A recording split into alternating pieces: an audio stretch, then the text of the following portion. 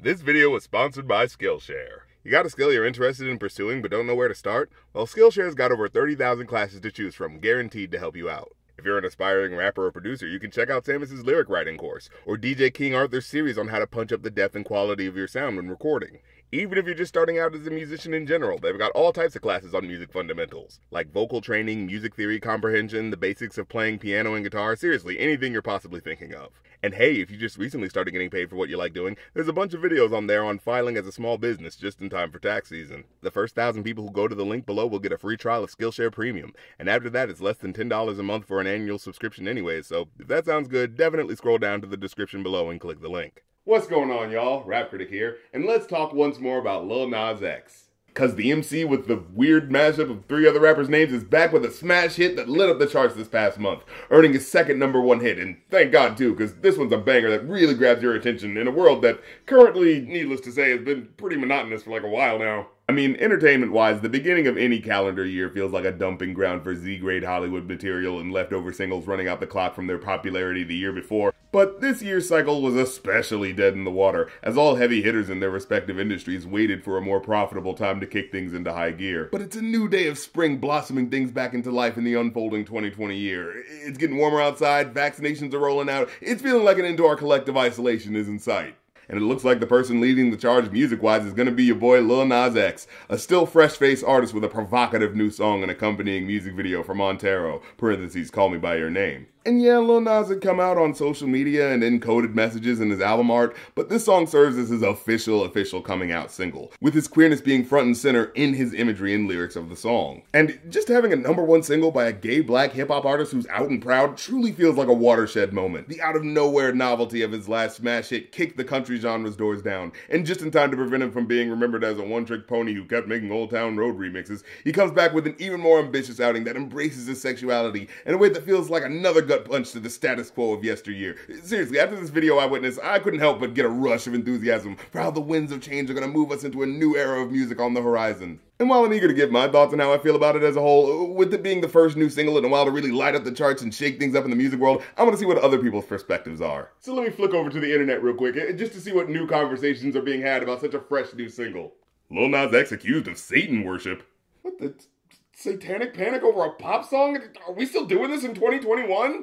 And what are they even talking about? What, the part at the end of the video where he lulls Satan with a lap dance right before he kills him? Killing Satan doesn't sound too Satan worshipy to me. I genuinely can't believe we're still having public outrages over stuff like this. Like, for real? This is who you want me to be mad at? This doe-eyed American sweetheart who looks like they plucked him out of a black Disney movie about forest elves? This dude's supposed to be the bad guy in 2021?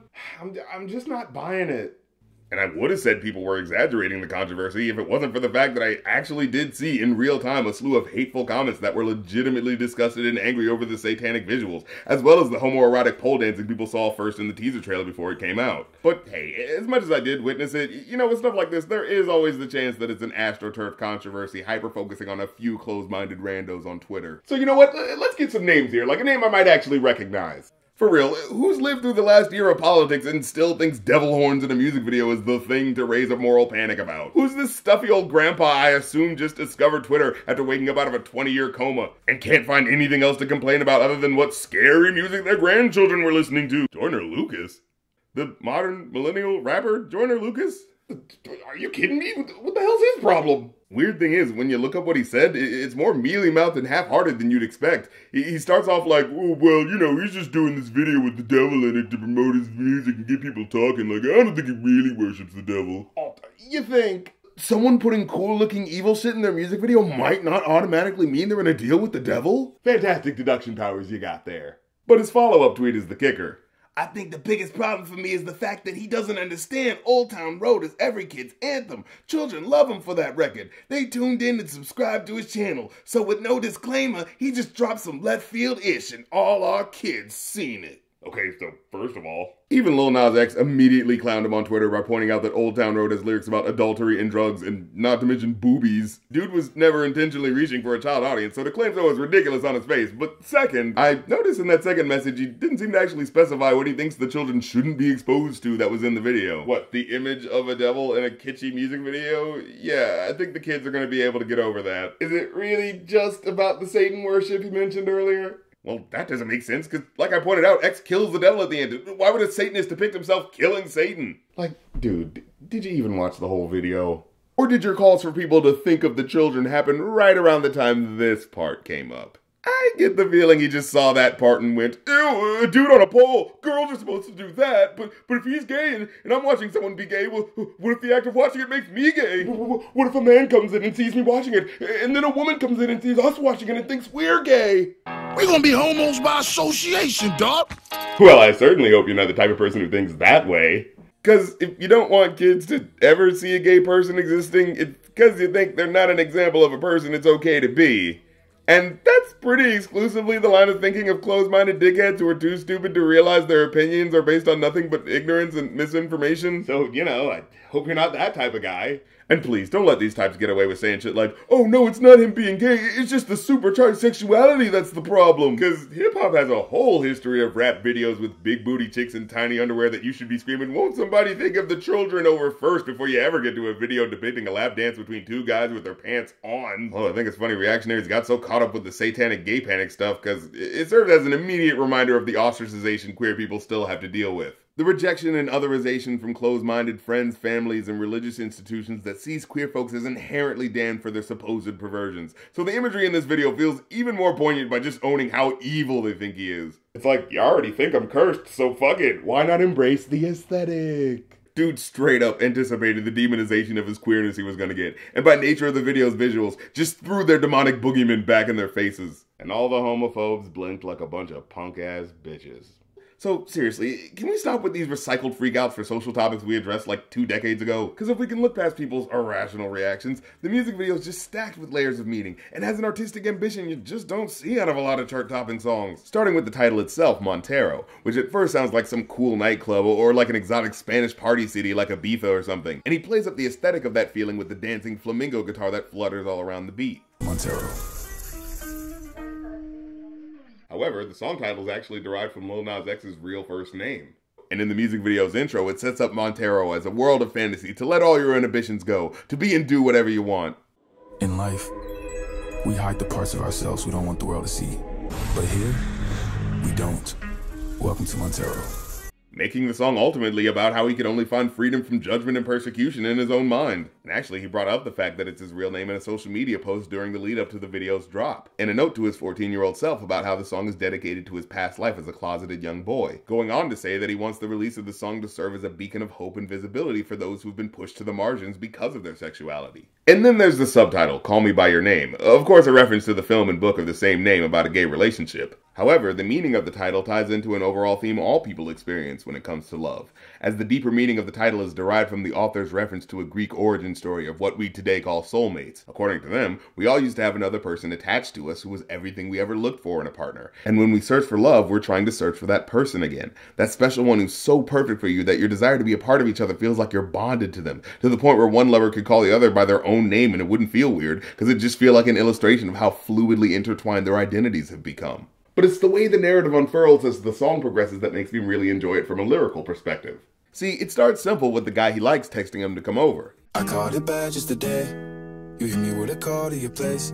And he makes the point that this guy doesn't have to try to impress him because he's already down to smash. Romantic talking, you don't even have to try. You're cute enough to fuck with me tonight. However, there's a hint early on that this might not be the best guy to be around. I mean, you know, other than the fact that he looks like a snake in the video. Baby, you live in the lobby, nigga, you ain't living right. Cocaine and drinking with your friends. You live in the dark, boy, I cannot pretend. And then he makes a subversive biblical reference. If you've been in your garden, you know that you can. Call me when you want. With Eve not being in the garden as a jokey reference to their relationship being man on man. But it could also possibly be alluding to his lover already having a girlfriend, but he's saying, hey, if she's not home, let's do this. I want that life for fucking and flying. Shoot a shot in your mouth while I'm riding. Whoa, Jesus. Wow, quite the imagery there, but in his voice you can hear there's a certain tremolo, a quivering vibration in his voice that feels so vulnerable, and illustrates just how much he's yearning for the sexual satisfaction this guy gives him. A dime and a nine, it was mine every week. And I've heard people say this is possibly an allusion to the 19 weeks Old Town Road was #1 in the charts, but in the context of the narrative, it sounds like he's talking about how he was actually with 2 lovers, because he says one of them is a dime, but then he calls the other one a 9, which just feels like an odd thing to specify. I mean, he could have just said he had 2 dimes, but it's like he just had to be honest about the other guy. Like, look, you're cute, but the way you laugh is kinda annoying, so I gotta knock a point. Never want the niggas that's in my league. I wanna fuck the ones I envy. Now, here's the verse here on an interesting line. He kinda lets the mask slip about the fact that his infatuation with this person is steeped in his desire for someone that's higher status than him. Someone cooler and perfect in his eyes, that he can feel proud knowing that someone this amazing thinks he's cool enough to be with. And as the breakdown at the end happens, there's a few lyrics that key you into the deeper sense of desperation the character has.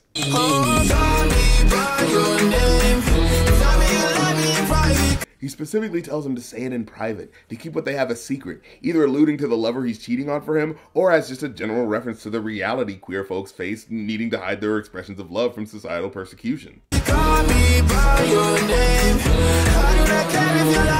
Oh man, but then he twists the emotion again at the tail end by revealing that he doesn't actually care if the relationship is as deeply meaningful as he wants it to be. So enraptured in the comfort of being with someone who finally accepts him for who he is, he's willing to put up with his lover's shady actions for the sake of that comfort. The song essentially takes all those lofty aspirations for a perfect love and a deeper connection that he yearns for and leaves it crumbling under the weight of the reality of knowing the person he's with isn't right for him. It just works so well as a perfect juxtaposition of a fun, happy tune with lyrics that contain a nugget of darker implications for the narrator, planting it in the pantheon of great smash hit pop songs with upbeat music but melancholy undertones like Hey Ya by Outkast or Love Fool by the Cardigans. Oh, for God's sake, take this 5 out of 5 and get the fuck out of my face already. I mean, for real, this has got everything you want in a big pop hit. Catchy lyrics, great melody, explosive hook, a banger of a beat, hypnotizingly cool visuals, and a dash of controversy just to top it off. There's just so much story, energy, and flavor to this joint that makes it stand out from the dirge of other bland pop radio white noise that's unwilling to take a chance that I can't see how anyone wouldn't be willing to give him props for it. And you know, on one hand, I kind of wish the controversy wasn't there so the song could stand on its own without the need to be defended against the kind of people who were never gonna try to understand it anyway as soon as there was any sense of gay agenda. But fuck it, if you can surf that digital tidal wave of ignorance to success off the fact that they don't realize them talking about you is what brings more eyes to what you're doing, then fucking hang 10, big kahuna.